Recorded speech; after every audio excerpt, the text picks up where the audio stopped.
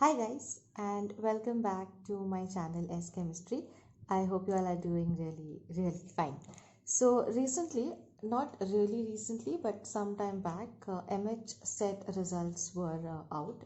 MH set is the Maharashtra state eligibility test for lectureship, and I just happened to just go through the question paper, which the exam was actually conducted in the month of December, and the results were recently out. So yeah, I happened to go through the paper, and I thought that why not make a video on certain questions. Actually, I was thinking of solving the entire paper, but then I just thought that perhaps I could start with some inorganic questions. Since I am an inorganic chemist, I thought I will initially pick some inorganic questions and start with that. Now, ahead in the video, I will first put up the set of questions that I will be solving in today's video. That is, I have picked up 5 questions, so I will just put one image of all the 5 questions ahead, and later on in the description box I will put the timestamps of each of the questions. So some of you all might know, like for example, somebody knows question 1, 2 and 3, and you don't know question number 4, and you simply don't want to watch 1, 2 and 3, so you can directly jump to question number 4, right? So accordingly, I will put the timestamps in the description box below. So however you guys like, however you all want, as per your requirements, also as per the amount of time that you all have, you can skip the video ahead and watch. So I will put up next the image of all the 5 questions. I hope you all like the video. In case you all do, then please give this video a thumbs up, and also do subscribe to my channel. And if some of you all have already subscribed, then thank you very much. And I think most of my viewers will already know that my videos are quite short and crisp. Like, I don't really try to exaggerate a lot. So the questions will also be solved in the same format. I will try to make it really quick, and here and there I will give you some tips, as in sometimes you know the concept, but we end up forgetting it because of the exam stress and everything that we go through when we actually answer the test or we answer the paper, right? So I will also show you some small tips which can come in handy. That is, even if you completely blank out right before answering the question, certain things can still help you to answer it. So please enjoy watching. Yes, so as I said, I have picked up just 5 questions, inorganic questions. I would like to specify again. If you all want me to solve more questions, as in there were some more questions belonging to inorganic chemistry, then do tell me about it. You all can put down in the comment section if you all liked my approach towards the question, if you all liked this type of video wherein I pick five sets of as in 5 questions, like one set of a particular topic, and then solve it. Most of these questions that I have picked today are more towards coordination chemistry, but I did go through the question paper, and there are more questions asked on inorganic chemistry. So if you all want me to do that, or if you all want any other questions to be solved, like from physical chemistry or organic chemistry, then you all can tell me about it in the comment section below. Also, at the end of the solving session, I will put up how can you actually download these question papers, that is the ones who are preparing for the next set exam, for the next Maharashtra set exam. If you all want to download the papers, the question papers along with the answer keys, they are available on the website of Maharashtra set. But still, if some of you all do find it difficult, then I will put a short clip that is after the solving session, so that you all can quickly have a glance at it and then download the question papers for yourself. So let's start.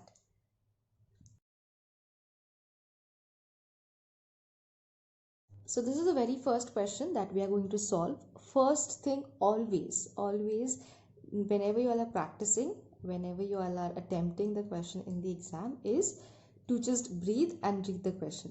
Sometimes the questions are very lengthy, and that just throws us away, thinking that the question is so lengthy we might not be able to answer it, and then eventually it so happens that we really struggle to answer it. Okay, so always be calm first and read the question. Okay, so let's just go through the question. The type of hybridization in the diamagnetic, so a nickel complex is given, a cyano-nickel complex is given, okay, and a paramagnetic chloro complex of nickel is given. Okay, so you have tetracyano nickel over here, okay, and this is a tetrachloro complex of nickel. Fine. And what are we asked for? We are asked for the hybridization. Fine.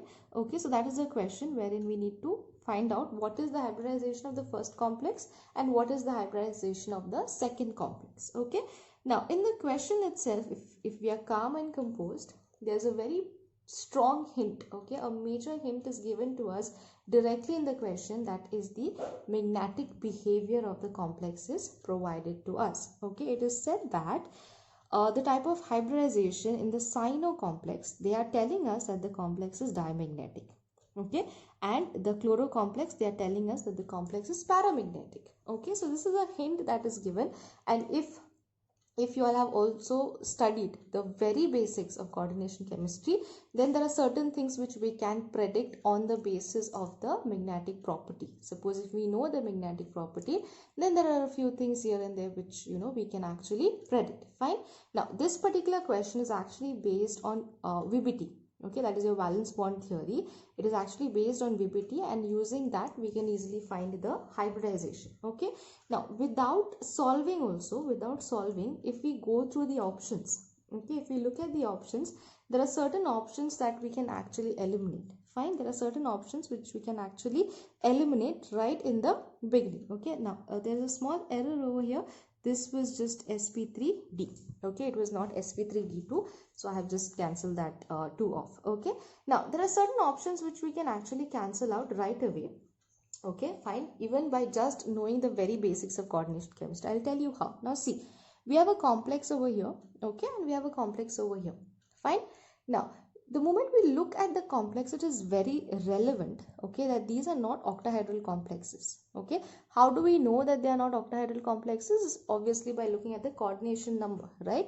Here we have 4 cyano ligands and here we have 4 chloro ligands. So that makes sense that it is not an octahedral complex. Okay, so in option A, if you look at the very first hybridization that is given to us, that is sp3d2, this is an octahedral hybridization. Okay, sp3d2 is an octahedral hybridization. This is something that is very basic in coordination chemistry. Okay, but still if you struggle, okay, let's, given a situation, we still struggle and we do not know if sp3d2 is an octahedral.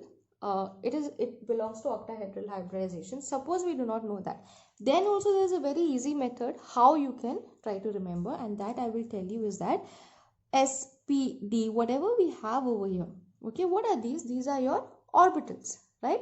These are nothing but these are your orbitals which are present, and the total number of orbitals which are involved in bonding or which are involved in hybridization should actually correspond to the number of ligands that the metal is having. Okay, this is something that we know already. Fine. So here if we calculate, we have 1 of S, we have 3 of P, and we have 2 of D.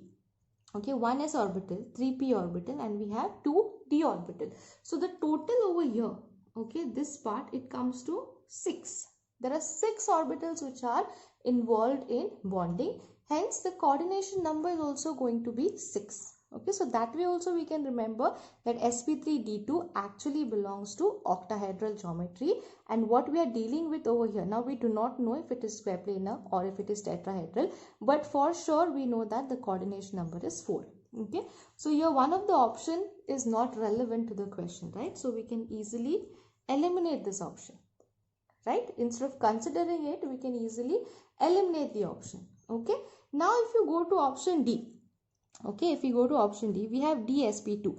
Now dsp2, so it is 1 of D, 1 of S, and 2 of P. So this can be 4, right?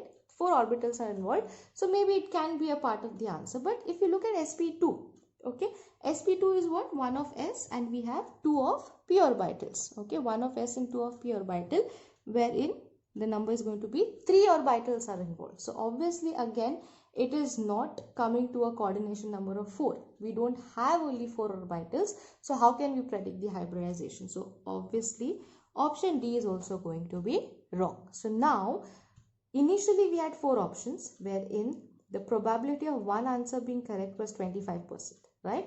Now we have eliminated 2 major options. Okay, we have eliminated 2 options, so that means our answer can be B or our answer can also be C. So now we are left with 50% chances, right?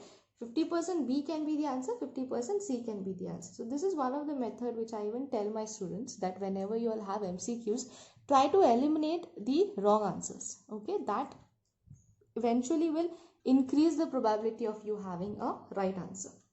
Okay, now if the same method you use, now this is a trick, okay, I will tell you exactly how the answer should actually come, but this is a trick. By chance if you all forget what you all have studied, okay, if you go to option C, you look at sp3d. Okay, so there is 1 of S, there is 3 of P, and then there is 1 of D. Okay, if you calculate the number of orbitals involved, 1, 4, and this will be 5. So there are again 5 orbitals which are involved, and for us the coordination number is 4. Our coordination number is not 5, right? So this also option can be eliminated. Okay, this option can also be eliminated. Now if you just check, we have sp3, 4 orbitals are involved, and we have dsp2. Here also 4 orbitals are involved. So since this method of answering is how, since A, C and D is wrong, which only leaves you with B, and basically B is also the correct answer over here. This was through a tricky method, like suppose if you forget. Okay, now using the question and the hint that was given in the question, I will show the approach how we are going to go about this. Okay, nickel cyano complex, and we have a nickel chloro complex, right? So the complexes are already provided. Now if we already know basics of coordination chemistry, then we do know that cyano, okay, any cyano complex, cyanide is a strong field ligand, whereas halogens, for example here chloro, is a weak field ligand, right? And usually with strong field we have diamagnetic species, okay, and with weak field ligand, for example your chloro over here, we usually have paramagnetic species. Okay, and this is true even in the case of octahedral complexes, though there are some exceptions, but otherwise it usually holds true. Okay, so whenever we have a strong field ligand, the complexes are usually diamagnetic, and whenever we have a weak field ligand, the complexes are accordingly paramagnetic. This is one thing that we need to remember. Another thing that we can also decide is on the basis of the magnetic property that is already provided to us, is whenever we have a strong field ligand, right? Whenever the ligand is a strong field ligand, what happens is that the splitting pattern, okay, or the type of complex formed is usually a low spin complex. Okay, a complex wherein we will see more of pairing. Okay, as in the electrons which are present will be paired. So whenever we have these 3 things we have to remember. Okay, I will just write it as a strong field ligand.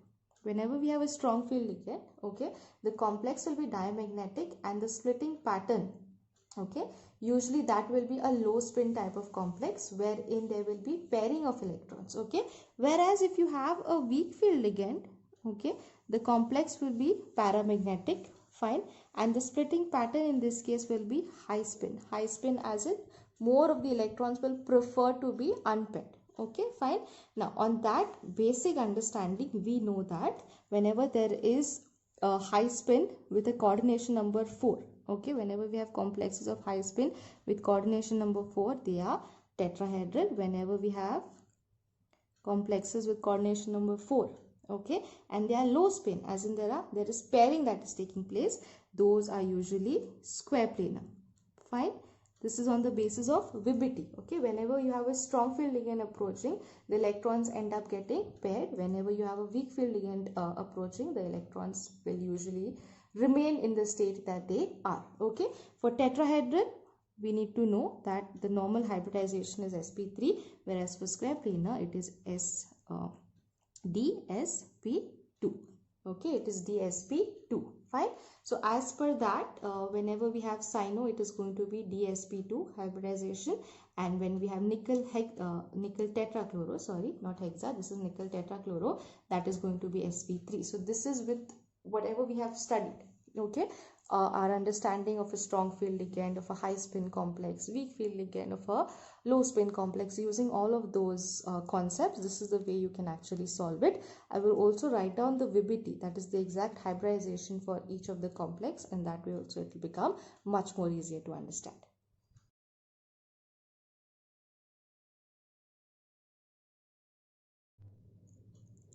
So this is how you would actually solve it using the VBT concept. Okay, so in VBT usually experimental data is provided to us. Experimental data with respect to the magnetic behavior is provided to us, and we have to conclude what the hybridization is going to be. Okay, so nickel in the +2 oxidation state, it is a D8 system that we have to know. In coordination chemistry, you have to know the electronic configuration of all the metals, right? The first D, second D.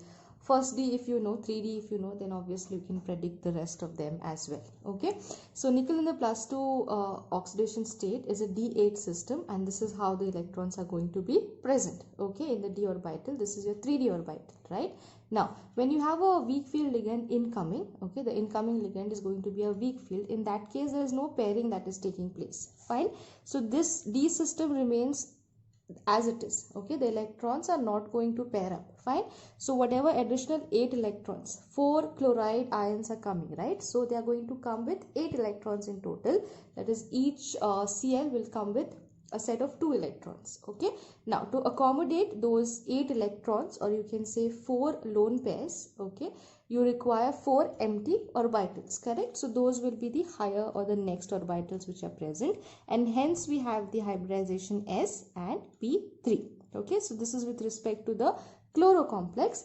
Now what will happen with respect to the cyano complex is that because it is a strong field ligand, the incoming ligand is a strong field ligand. In that case, these 2 electrons which were left unpaired, they will be forced to pair up. Okay, they will be forced to pair up. So these 4 over here, so these are the orbitals of the metal. Okay, the last d orbital will remain empty. Okay, so again, incoming cyano ligand, they will come with 8 electrons, or you can call them as 4 lone pairs. So you require 4 empty orbitals. Okay, so here 1d is already available, so 2 electrons will go over there.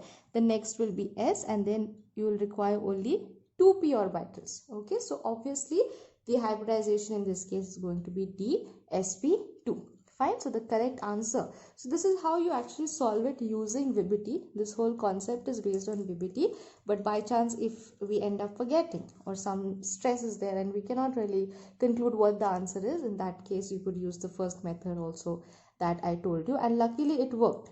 Okay, luckily it worked over here. Sometimes they could also reverse the hybridization and give you, okay, that option would be sp3 and dsp2. Okay, so sp3 would be given first, and then the second option was dsp2, and they had said respectively. If it was respectively, then also there could have been a confusion wherein you couldn't eliminate that particular option. Okay, so in that way you have to know this method using VBT, how you are going to solve the problem. So with that we conclude with the first question. Now let's move forward to the second question. Okay, so the second question was a very easy question actually. There was a complex given. The formula of the complex was given. Again, a platinum complex was given over here, and the IUPAC nomenclature for this complex was asked. Okay, so I haven't written down all the options because they were quite lengthy, but obviously at the initial part of the video I said that I will put up the questions, right, which I'm going to solve. So you can have a look over there of the options which were available. But this as a basic chemistry student, right, like if you have studied chemistry in 11th 12th standard also, this question was pretty easy. Here what could mess up, and you could have picked up a wrong option that probably could have been on the basis of the arrangement of the ligands. Okay, so the first rule that has to be present in our mind, okay, is the arrangement of the ligand. When you're naming any complex, okay, you have to follow the alphabetical order in order to name the ligands. Okay, so that way you can solve this problem. And whenever you have any nomenclature problem, I would always suggest is that you first name the ligands which are present. Okay, because the options can sometimes confuse and mess you up in your head. already there is stress, and if you look at the options, and the name will obviously be long, right? Why would it be long? Because there are 4 different ligands we are looking at. Okay, 1, 2, 3 and 4. So obviously if you look at the option, it can create some type of confusion. So on your own, name it first and then go and have a look at the options. Okay, so let's just name the ligands which are present first, because it's only there's only one metal. Okay, so we don't have to worry about that. There's no charge present on the complex, but still we have to check whether it is neutral or anionic or cationic. That we can check later. But first, since there are 4 different ligands given to us, we need to name each of them. Okay, so the first one is there are 2 halogens actually. One is bromine and chlorine. So this will be bromido. Okay, this will be bromido. Fine, so that's one of the ligand. Then we have over here chlorido. Okay, this is the second ligand. As in, you can name however you want them, in whatever sequence you want them for now, before we put the entire name. This is going to be amine. Okay, and then this is a bit different, but if you know like basic organic chemistry, this is your methylamine. Okay, this group is nothing but methylamine. Fine, so you have a methyl group and an NH2 group that is attached to it. Okay, fine. There are 2 of the ligands which are going to be charged. So Br will be a -1 and Cl will be a -1. Okay, and it is known to us that platinum is usually present in a +2 oxidation state, so that too is balanced. Okay, so you have -2 and +2. That means it is a neutral. It's a neutral complex. Okay, now the next thing is very easy. What we only have to do is arrange these ligands in the alphabetical order. Okay, so that's why first write down the names of the ligands and then you can put them in the alphabetical order. That is very easy. So we have A, we have B, we have M and C. Okay, so usually following the alphabets, this will be the first one. Okay, we have A, then this will be the next one, B, then C, and then this will be the 4th one. Okay, fine. So if you have to name it, how are you going to start? You're going to start with the amine first. Okay, so we'll have amine. Okay, then you'll have bromido. Okay, after that you will have chlorido. Okay, amine, bromido, chlorido. Okay, then you will have methylamine, right? The last one, methylamine, and this will come in one line. You will see it in the options directly. Okay, methylamine, platinum, and the last one, the last step is you need to put the oxidation state in brackets in Roman number, of course. So that is going to be +2. So this the set that I'm referring to is set A. Okay, the recent paper, that is 2020, December 2020 set A. So for this particular question, I guess the correct option is going to be option number D. Okay, but you can still cross check it with the options that I will put at the initial part of the video. So the name for this is amine, bromido, chlorido, methylamine, platinum. Okay, so yeah, it is option 4 for this particular answer. So again, I will read it out. It is amine, bromido, chlorido, methylamine, platinum 2. So that is going to be name of this particular complex. Okay, so with that we finish the second question also. Now we shall start with the third one.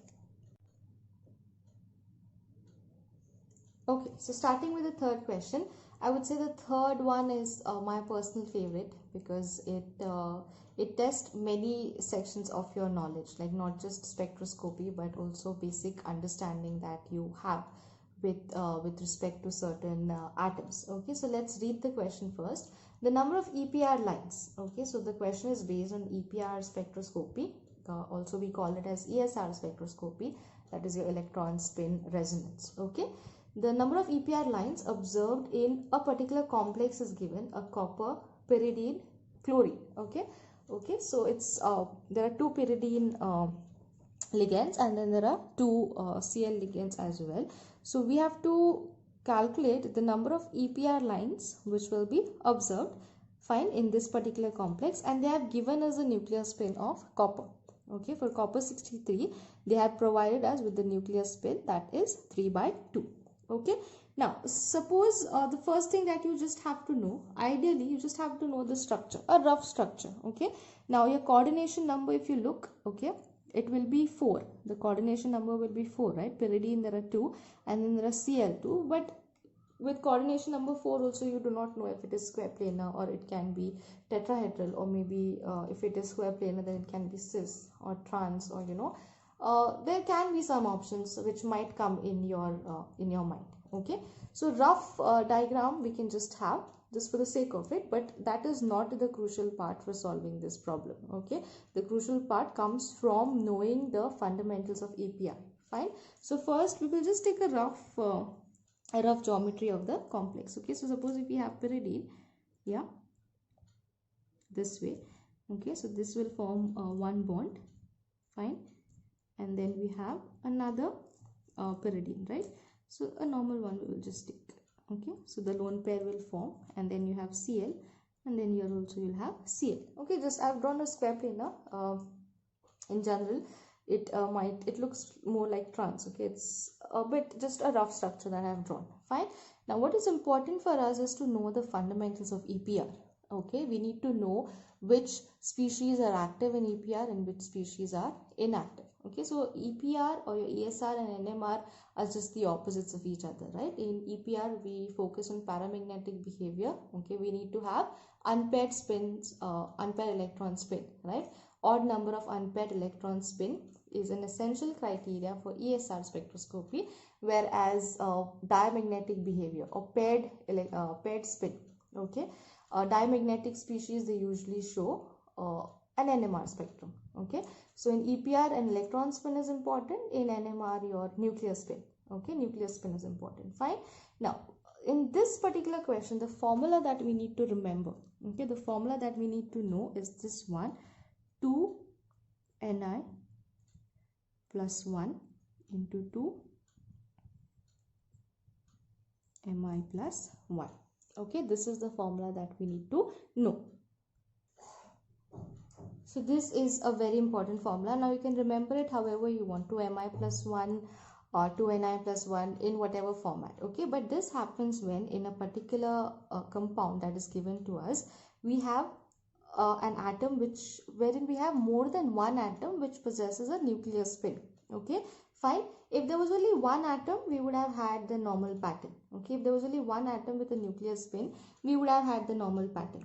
Okay, but even though in the question they have given us the nuclear spin of copper, okay, but another atom which possesses a nuclear spin over here is your nitrogen, and that is not mentioned, but we are supposed to be aware of it. Nitrogen has a nuclear spin value, I value of 1. Okay, so this phenomenon is known as hyperfine. Okay, this particular phenomenon is known as hyperfine, wherein in a given compound, in a given species, we have more than one atom which possesses a nuclear spin. Okay, as I was saying, hyperfine, whenever in a given species, in a given compound, you have more than one atom which possesses a nuclear spin. In that case, we will have hyperfine. Okay, so in that case, this 2Ni plus 1 into 2Mi plus 1, we are going to take a product of each of these signals. Okay, so the first signal will obviously come from copper. Okay, copper will be responsible for the first signal. Okay, fine. N is the number of atoms of that particular nuclear spin, and I is obviously the nuclear spin value. Okay, so first signal will obviously come from copper. Now that will split further. Okay, hyperfine splitting. This signal which is going to come from copper will split further, and that will be because of nitrogen. Okay, so this is the phenomenon of hyperfine or hyperfine splitting concept. Fine. So one initial signal will come from copper, and that will be split further, and we are going to take a product of these two in order to get the total number of signals which will be present. So, okay, so how will you solve it? The first 2Ni plus 1, okay, that will be dedicated to copper, right? So we have 2 into how many copper atoms do we have? 1. Okay, into what is the spin of copper? Spin of copper is provided 3 by 2 plus 1. So this and this is going to cancel out. This will be the first term, right? So 1 into 3 will be 3 plus 1, that will give us 4 into, okay, so this particular 4 signals which we will get initially, they will further split. Okay, they will further split because of the presence of nitrogen. So we'll have 2 into M is the number of nitrogen atoms. So how many do we have? 2 into 2 into the spin of nitrogen atom, okay, which is not given to us in the question. So many students might attempt this and say that the answer is 4 without considering nitrogen, without knowing that nitrogen has an active nuclear spin. Okay, so that's why 4 is there in the options. Can you see? Some students will easily mark 4, but that will obviously be wrong. Okay, so 2 into 2 nitrogens are present, okay, into I value is 1 for nitrogen plus 1. So what is this? 2 2s are 4, okay, 4 plus 1 will be 5. So 4 into 5. The answer for this is going to be 20 signals. Okay, a bit tricky.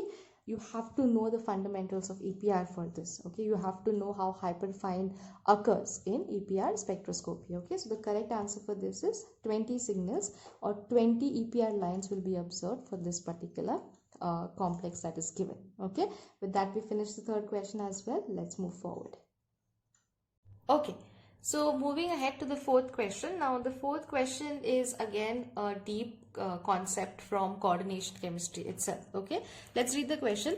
The only electronic transition that occurs in copper 2 plus tetrahedral complexes is dash. Okay, so we are supposed to identify which is the electronic transition which occurs in copper 2 plus systems. Okay, so the students who have already studied coordination chemistry, for them it is very easy. You can directly approach the question using the Ogle diagram. Okay, so the answer for this question lies in the Ogle diagram. Now I have drawn the diagram over here. Okay, it might look a bit different. I don't know if you all have seen this type or this way it was taught to you all earlier or not, but still we will still go through it. Okay, so this I have drawn the Ogle diagram, and I have drawn it for the system D1 and D9. Okay, D1 and D9, and I've drawn the octahedral as well as the tetrahedral. Okay, now before that, how do you approach these types of questions is that first of all, the metal that is given to you, you have to know its D state. Okay, the electronic configuration in the D state, that is very, very important. Okay, so copper 2 plus is given. So copper in the plus 2 oxidation state, we already know that it is a D9 system. Okay, what is copper? Copper is 4s1 3d 10. Okay, so if it is plus 2, we are removing 2 electrons. So 1 from the S, 4s, 1 electron will be lost, and 1 electron will be lost from 3d. So we will be left with a D9 system. Okay, now what are Ogle diagrams? Ogle diagrams are a representation across the x-axis and the y-axis, right? So in Ogle diagrams, along the y-axis, this way, what do you have along the y-axis? We have the spectroscopic term. Okay, along the y-axis we have the spectroscopic term, and along the x-axis we usually have the ligand field strength. Okay, along the x-axis we usually have the ligand field strength. Okay, fine. So this is a basic Ogle diagram concept. Now in Ogle diagram, it is very important for us to know the spectroscopic term, the ground state spectroscopic term. Okay, now for a D9 system, the ground state spectroscopic term is 2D. Okay, this is what we have to know first. Fine.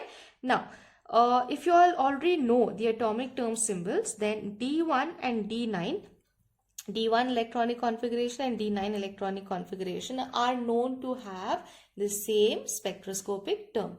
Okay, similarly, your D2 and D8.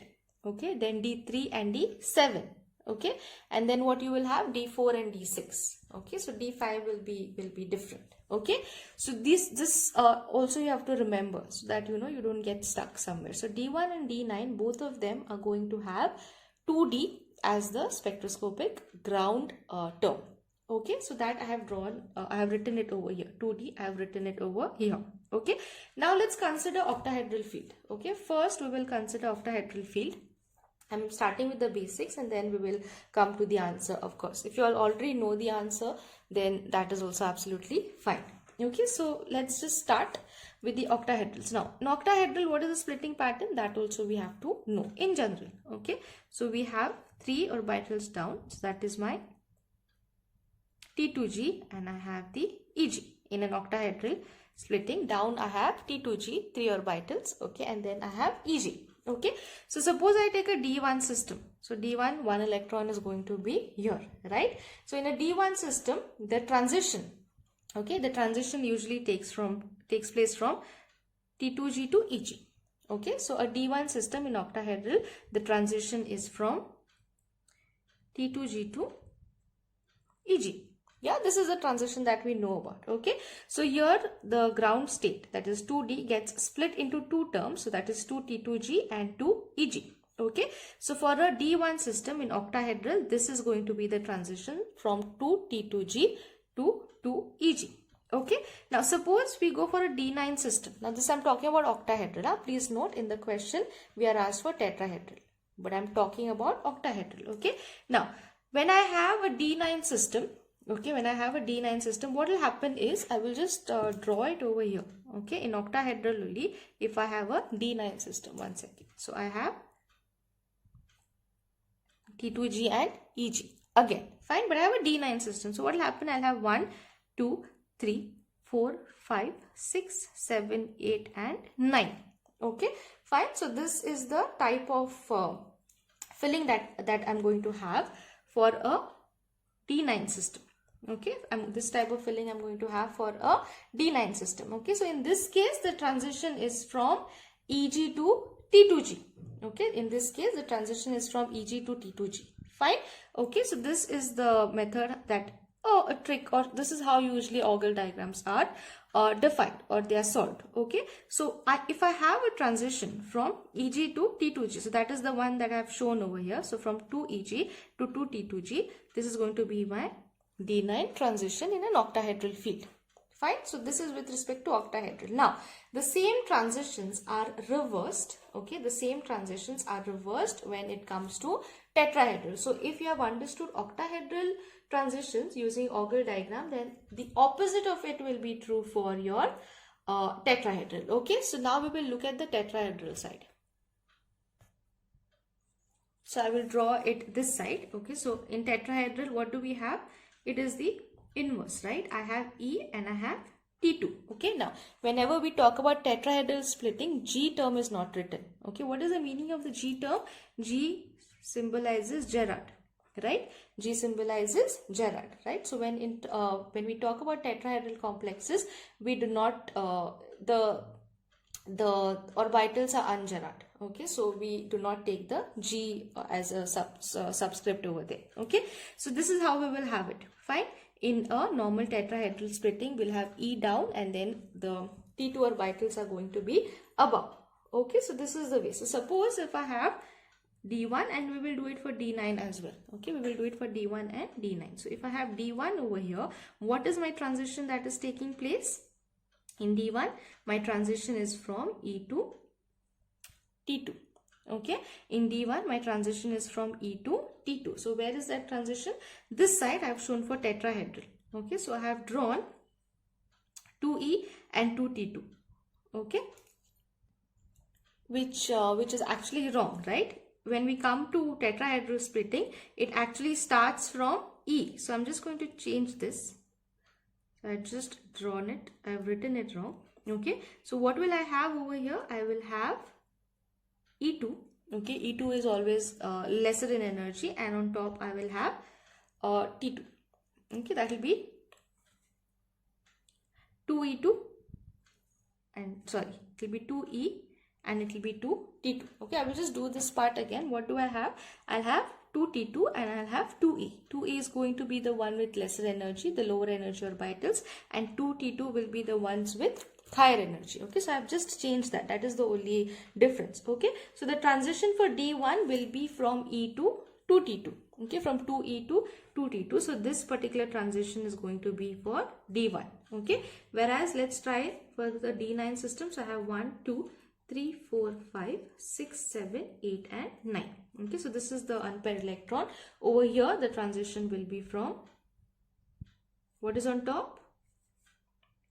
T2 to E. Okay, so this particular transition 2T2 to 2E, this is going to be a D9 system. Okay, so what is the transition that we are getting over here?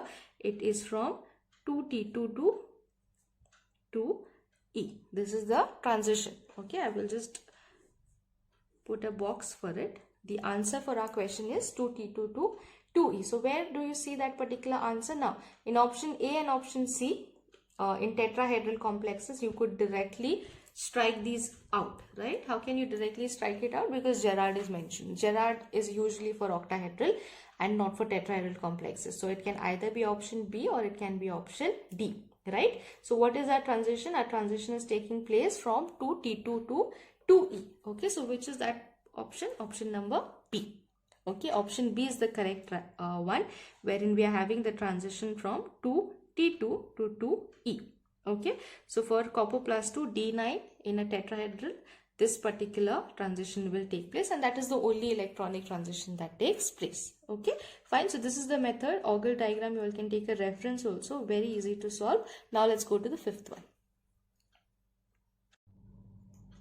Okay, so now we are going to solve the last question for this particular video, the fifth one. Very easy again. I think you just require like 20 to 30 seconds, less than that if you are good with atomic term symbols. Okay, so the total orbital angular momentum quantum number L and spin quantum number S of the term symbol 4G is asked. Okay, so 4G is given to us as the atomic term symbol. We are supposed to calculate L and S, or we are supposed to find out what is L.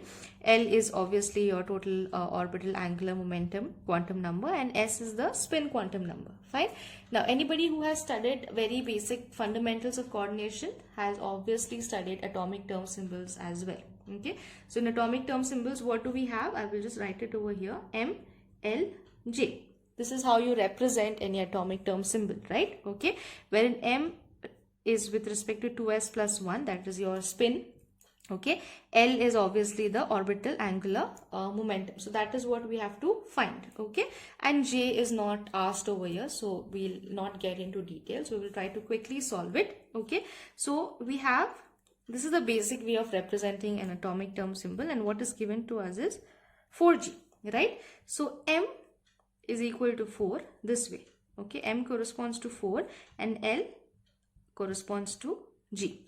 Okay, now we know that these terms that we get, they obviously come from the orbital momentum quantum number, right? Wherein we have a table wherein if L is equal to 0, 1, 2, 3, 4, as per that we are going to get the symbol, right? So if it is 0, then it is S, P, D, F and G. Okay, so obviously using this we can calculate that the value of L is going to be 4 because it corresponds to G as well. Okay, fine. So in which option do you see 4? There is only one option actually with 4, which is obviously the right option, that is your option C, wherein the value of L is given as 4. Otherwise you have it 2, 3, 5. Okay, if it was 2, it would have been D. If it was 3, it would have been F. If it was 5, okay, then obviously after G, then H. Okay, but here it is the third option that is correct. And let's check the spin also. So your M is nothing but 2s plus 1. Okay, and they have questioned us for this particular S value. Okay, so M is 2s plus 1, which is equal to 4. Okay, so it is very obvious that it has to be 3 by 2. Okay, so S is 3 by 2. If you just put it as 3 by 2 plus 1, if you solve this, 2 and 2 is going to cancel. 3 plus 1, you will be left with 4, which is exactly equal to your right hand side. Okay, so your option C was correct, 4 and 3 by 2. If you could solve for the spin, then probably you would be confused between option B and C, because in both the cases it is 3 by 2. So you had to know how to calculate the L value over here using this particular table. It's actually quite simple, and this is a basic atomic term symbol. Okay, so with that I conclude with the video. I hope you all did enjoy, and I hope you all learned something through this video. Even if I could help you in 1 or 2 questions, then also I will be very much grateful. In case you all did like the video and you all do appreciate my method of teaching, then please subscribe to my channel and also give this video a thumbs up. And if you all want more videos solving MH set questions, then do let me know about it in the comment section. Ahead of this, I will put a clip wherein how you can download the question papers from the net, from the internet. Okay, so you all can have a look at that as well. And thank you so much for watching. So this is how you can access the question papers from the SET exam website.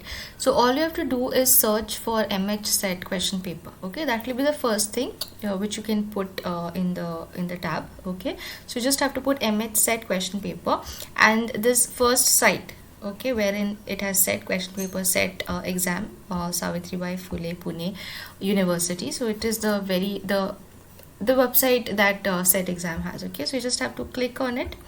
Fine. And since I had already asked for the question paper, the page will directly come off the question paper. Okay, so this is where the application result and everything, the certificate, everything is declared over here. Okay, so under important links you have question papers and you have the answer keys as well. Okay, so first thing that you have to do, select the exam, as in which exam, the question paper you want of which exam. So suppose I want the December one, so I will click on December. Okay, then you'll have to go to show question papers. Fine. Okay, so that will just take some time to load. Yeah, here we have it. Okay, so paper 1, under that there are sets, right? So there is set A, set B, set C, set D, and then all the question papers are easily accessible over here. Okay, so suppose if I want of chemical science, so I had said that I had selected this one, so chemical science, that is paper 2, set A. So you just have to click on it. You will go to another tab. Okay, you'll go to another page wherein your PDF will directly open. Okay, so it is loading now. Fine, so by time it loads, I will just come back to this. So this is how you can download all the question papers. Okay, you just have to select the exam date. Fine. Now other than that, if you require the answer key, okay, if you require the answer key, then you have to just go to the answer key section, which is right below the question paper, and here you have the answer keys as well. Okay, so paper 1, as per the booklet, you'll have the answer key, and then for paper 2, all subjects they have one answer key only together. Okay, now the paper has opened over here, so let me just show you that. Yeah, this is the paper. Okay, so this is the paper that I had picked. This is the set. If you want to download, you can just download it from here. The PDF will get downloaded onto your laptop or phone, whatever you all are using, as per that. Okay, and here is the answer key. So answer key also just have to click and then you can download it. Now the answer key over here comes for all the subjects. Okay, paper 2, all the subjects together. So I had downloaded this earlier, so I will just show you the answer key.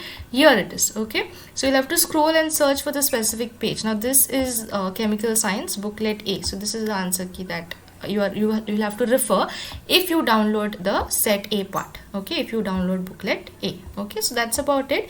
It's a very easy process and very accessible as well. This is the link that you have to follow.